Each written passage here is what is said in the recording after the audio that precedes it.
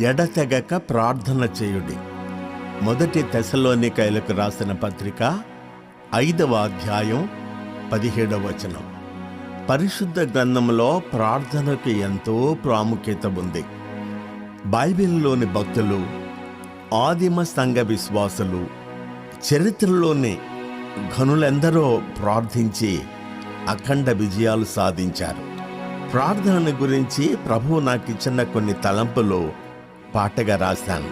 దైవజనులు, నా ప్రియతమ ఆత్మీయ తండ్రి ఆచార్య ఆర్ఆర్కే మూర్తి గారు జీవించి ఉన్న దినాలలో నా తెలుగును సరిచేశారు.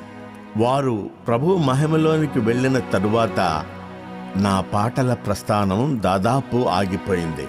అంతర్జాతీయ గాన సువార్థికులు, రచయిత, సంగీత దర్శకులు, నా ప్రియాతి ప్రియ